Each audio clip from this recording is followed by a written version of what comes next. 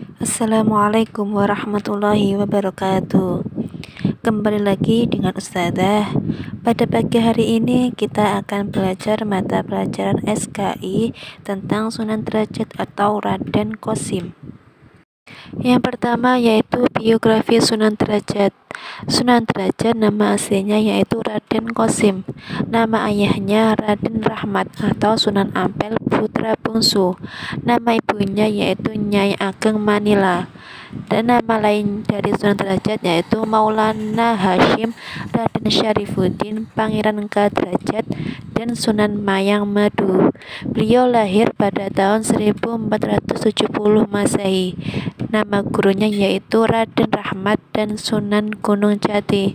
Beliau wafat tahun 1522 Masehi dan dimakamkan di Desa Derajat, Kecamatan Paciran, Kabupaten Lamongan. Yang kedua yaitu perjuangan dakwah Sunan Derajat.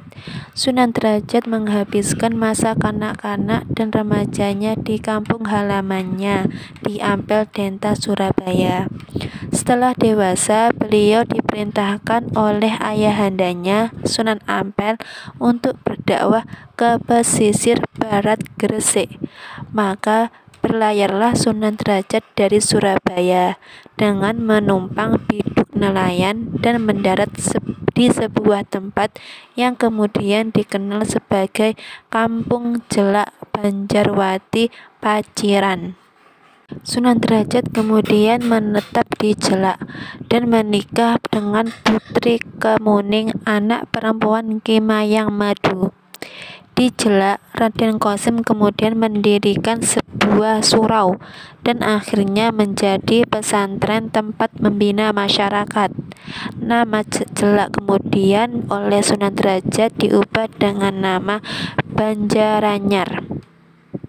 3 tahun kemudian, Sunan Derajat pindah ke 3 km arah selatan untuk membuka lahan baru berupa belantara di perbukitan.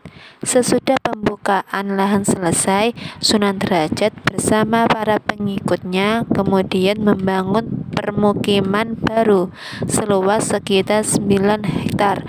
Tempat tersebut kemudian dinamai Desa Derajat. Dari sinilah beliau mulai mendapatkan gelar Sunan Derajat. Yang ketiga yaitu cara dan metode dakwah Sunan Derajat. Yang pertama yaitu penyelenggaraan pendidikan di masjid atau langgar dan pesantren. Sunan Derajat menyampaikan dakwah lewat pengajian secara langsung di langgar masjid. Yang kedua yaitu mengajarkan prinsip hidup tolong-menolong. Ada 4 pokok ajaran Sunan Derajat, antara lain yang pertama memberikan tongkat kepada orang buta. Yang kedua memberikan makanan kepada yang kelaparan. Yang ketiga memberikan pakaian kepada yang telanjang. Yang keempat memberikan payung kepada yang kehujanan. Yang ketiga yaitu dekat dan perhatian terhadap masalah di masyarakat. Sunan Derajat sangat memperhatikan masyarakatnya. Ia kerap berjalan mengitari perkampungan pada malam hari. Yang ketiga yaitu menggunakan kesenian tradisional. Dalam sejarahnya, Sunan Derajat juga dikenal sebagai seorang wali, pencipta tembang mocopat, yakni pangkur dengan iringan gamelan Singo Mengkok yang hingga kini terawat baik di museum daerah. Yang keempat yaitu nilai-nilai keteladanan dakwah Sunan Derajat. Yang pertama yaitu menggunakan bahasa dakwah yang menyenangkan tanpa kekerasan. Yang kedua yaitu turut menyelesaikan permasalahan masyarakat. Dan yang ketiga yaitu peduli dan setia kawan. Sekian dari saya, kurang lebihnya mohon maaf. Wassalamualaikum warahmatullahi wabarakatuh.